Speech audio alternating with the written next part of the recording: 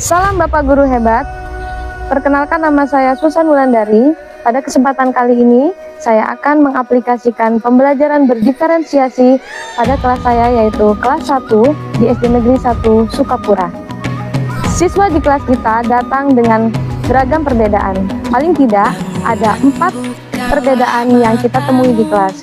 Yang pertama adalah perbedaan kesiapan belajar, perbedaan cara belajar, perbedaan minat dan bakat, dan perbedaan kecepatan belajar.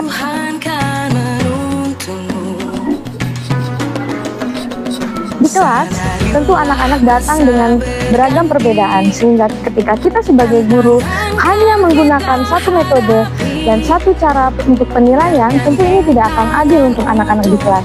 Sehingga pembelajaran berdiferensiasi ini hadir untuk melayani keberagaman siswa kita yang ada di kelas.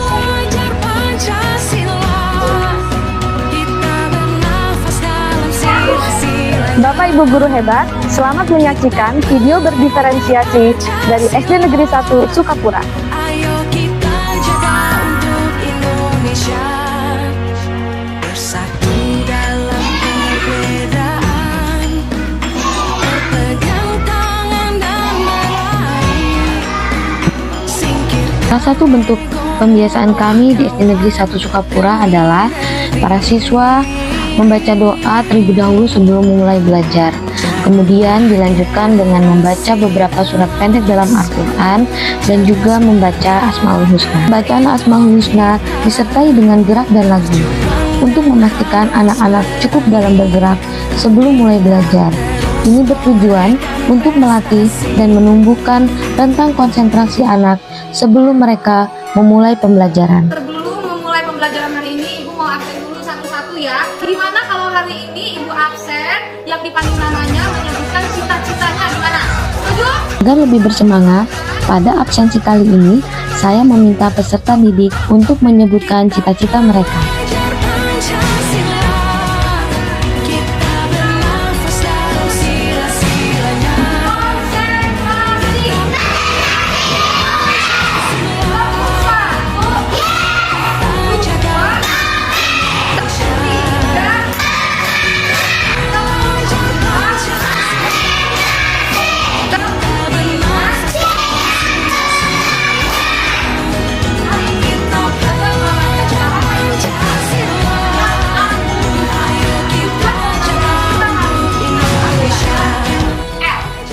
Konsentrasi.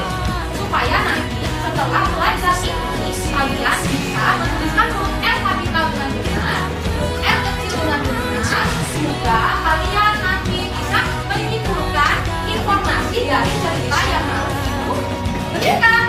Ibu hari ini mau baca cerita, siapa yang mau ikut dengerin baca cerita? Pembelajaran berdiferensiasi adalah suatu pendekatan pembelajaran yang dirancang untuk memenuhi kebutuhan belajar yang beragam dari setiap siswa di dalam kelas, sehingga kita bisa melayani semua perbedaan siswa yang ada di dalam kelas. Tujuan utamanya untuk menyediakan pengalaman belajar yang relevan, yang menantang, yang bermakna, sesuai dengan tingkat pemahaman serta gaya belajar di setiap siswa kita yang ada di dalam kelas.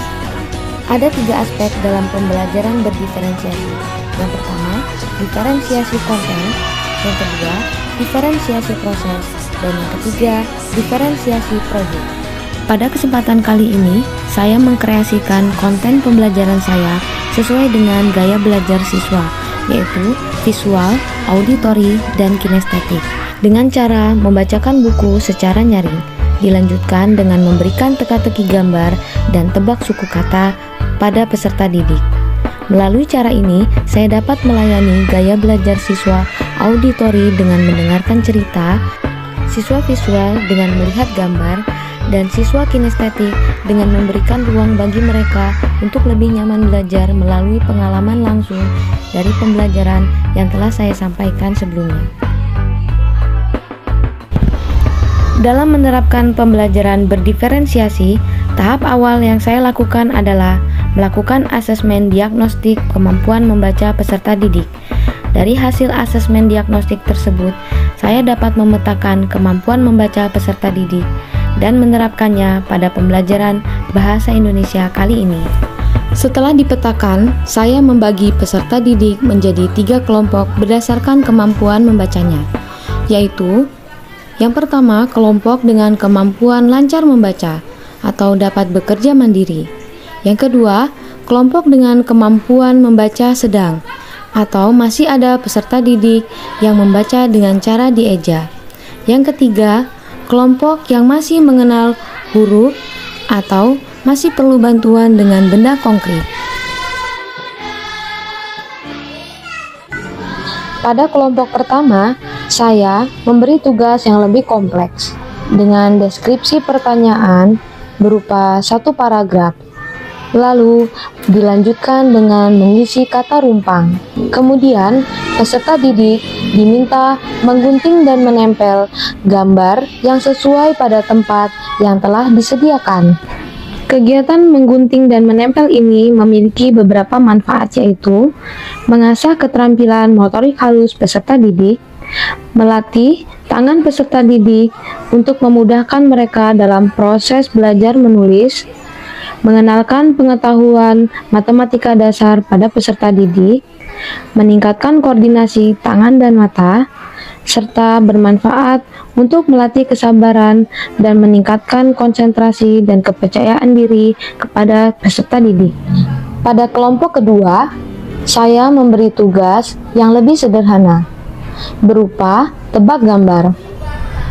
Lalu, peserta didik harus mencari gambar yang sesuai, kemudian menggunting serta menempel gambar di tempat yang telah disediakan. Kemudian dilanjutkan dengan menebalkan garis putus-putus yang akan membentuk sebuah huruf. Berbeda dengan 2 kelompok sebelumnya, pada kelompok ketiga ini saya menggunakan beberapa media pembelajaran, yaitu berupa biji ketumbar, kartu suku kata, SPL atau sandpaper letter atau biasa disebut dengan huruf raba, dan juga LKPD siswa. Huruf raba atau SPL adalah huruf yang bertekstur. Tujuan penggunaannya agar peserta didik mampu mengenal arah penulisan huruf, mengasosiasikan suara fonik dengan huruf, dan mengingat bentuk-bentuk huruf secara konkret. Setelah itu, peserta didik diminta menuliskan kembali di atas biji ketumbar. Tujuannya sebagai langkah awal menguji pemahaman peserta didik setelah dia belajar dari huruf raba. Langkah terakhir, peserta didik diminta untuk mengerjakan LKPD yang telah disediakan.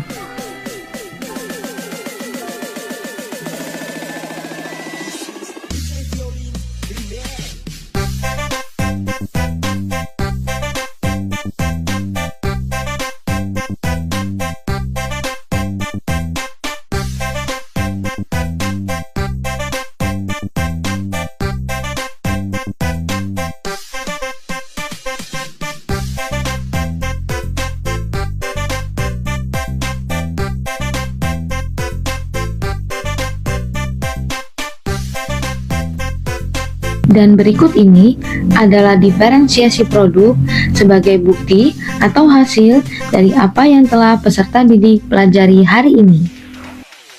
Hari ini kita sudah belajar tentang apa?